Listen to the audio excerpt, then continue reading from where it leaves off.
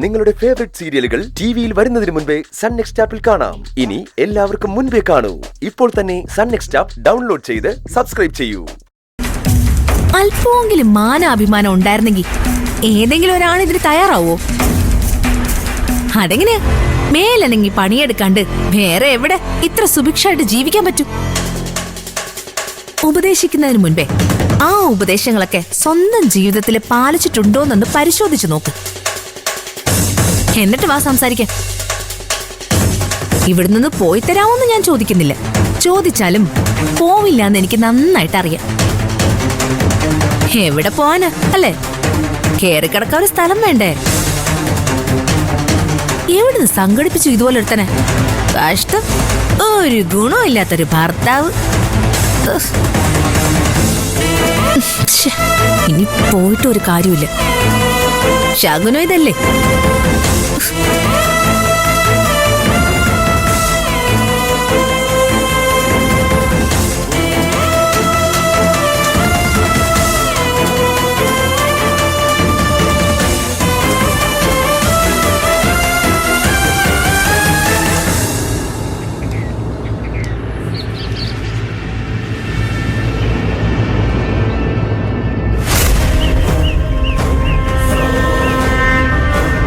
എന്തോ പറയാനുണ്ടെന്ന് തോന്നുന്നു.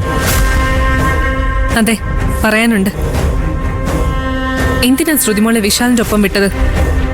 വിടണമെന്ന് തോന്നി. ഇത് ആദ്യമായിട്ടൊന്നും അല്ലല്ലോ അങ്ങനെ ചെയ്യുന്നത്.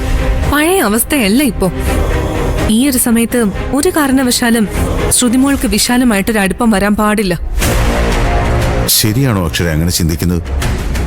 നമ്മളൊക്കെ മനുഷ്യരല്ലേ, കുറച്ചെങ്കിലും മനുഷ്യത്വം കാണിക്കണ്ടേ? എനിക്ക് എന്റെ മോളുടെ ഭാവിയാ വലുത്.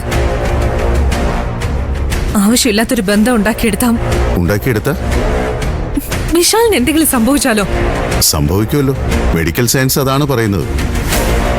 അങ്ങനെ സംഭവിച്ചാ ശ്രുതിമോളെ അത് ബാധിക്കരുതെന്ന് എനിക്ക് നിർബന്ധമുണ്ട്. അക്ഷര, നീ എന്താ വിശാലിന്റെ ഭാഗത്ത് നിന്ന് ചിന്തിക്കാത്തത്? അയാളെ ഈ ഭൂമിയിൽ പിടിച്ചു നിർത്തുന്ന ഒരേ ഒരാള് അത് ശ്രുതിമോളാണെന്ന് അറിയില്ലേ നിനക്ക്? അതറിയാം, പക്ഷെ നീ എപ്പോഴും നിന്റെ ഭാഗത്തുനിന്ന് മാത്രമാ ചിന്തിക്കാറ്. ഞാൻ അങ്ങനെയല്ല. ശ്രുതിമോളെ വിശാലിന്റെ ഒപ്പം പറഞ്ഞു വിടാനാ കൊണ്ടുവരുന്നതെന്ന് അറിഞ്ഞിരുന്നെങ്കിൽ ഒരിക്കലും ഞാൻ കൂടെ വരില്ലായിരുന്നു. എനിക്ക് എന്റേതായ ശരികളുണ്ട്. അതിലൂടെ മാത്രമേ എനിക്ക് സഞ്ചരിക്കാൻ പറ്റൂ. എന്റെ ശരികൾ കൂടി നിങ്ങൾ പരിഗണിക്കണം. ഞാനൊരു ഡോക്ടറാ, വിശാൽ ഒരു പേഷ്യന്റും. എത്തിക്സ് ഉള്ളൊരു ഡോക്ടർക്ക് പേഷ്യന്റാണ് വലുത്. അയാളുടെ ഇമോഷൻസിന് ഡോക്ടർ എന്നും വില കൊടുക്കും. എന്തോ ഇതൊന്നും ശരിയാണെന്ന് എനിക്ക് തോന്നുന്നില്ല. നിങ്ങളെ ഞാൻ തിരുത്തുകയല്ല, ഞാൻ പറഞ്ഞത് കൂടി ഒന്ന് ചിന്തിച്ചു നോക്കണം. അപ്പൊ മനസ്സിലാവും അതിന്റെ ഗൗരവം എത്ര വലുതാണെന്ന്.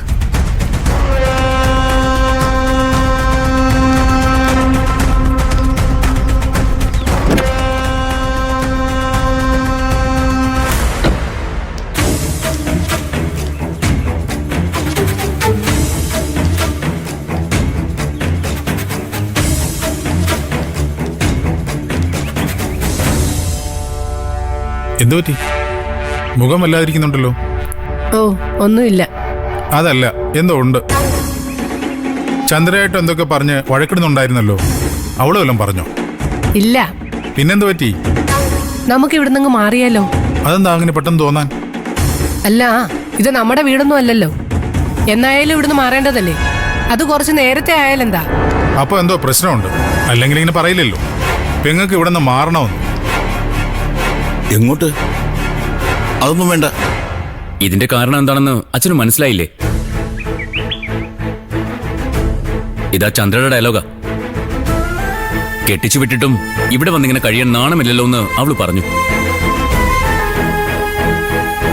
അത് വന്ന് ചേച്ചി കയറിയും കൊണ്ടു. അതിനുള്ള മറുപടിയെ ഞാൻ അപ്പൊ തന്നെ അവക്ക് കൊടുത്തിട്ടുണ്ട്. എന്റെ പൊന്നു ചേച്ചി, ഇത് ആരുടെ വീടാ? അവളുടെ ആണോ അതോ നമ്മുടെയോ? ഇന്നല്ലെങ്കിൽ നാളെ അവൾ ഈ വീട്ടിൽ നിന്ന് തെറിക്കും. പിന്നെ ഇത് നമ്മുടെ മാത്രം വീടല്ലേ? ദേവികയുടെ കൈയും പിടിച്ച് ഞാൻ ഈ വീടിന്റെ പടി കയറി വരുമ്പോ നിലവിളക്കുമായി എതിരേൽക്കാൻ ചേച്ചി ഇവിടെ ഉണ്ടാവണ്ടേ? ആരും എങ്ങോട്ടും പോകുന്നില്ല. നമ്മൾ ഇവിടെ തന്നെ കഴിയും. അതെ, എന്റെ കണ്ണടയുന്നത് വരെയെങ്കിലും നിങ്ങളൊക്കെ ഇവിടെ തന്നെ കാണണം. ചന്ദ്ര എന്തെങ്കിലും പറഞ്ഞെന്ന് കരുതി അത് സീരിയസ് ആയിട്ട് എടുത്തത് മോശമായിപ്പോയി. നീ തന്നെയല്ലേ ഒരിക്കലും അവളോട് പറഞ്ഞത് അവൾക്ക് ഈ വീട്ടിൽ യാതൊരു അവകാശമില്ലെന്ന്? വേലക്കാരിയാണെന്ന് വരെ പറഞ്ഞു.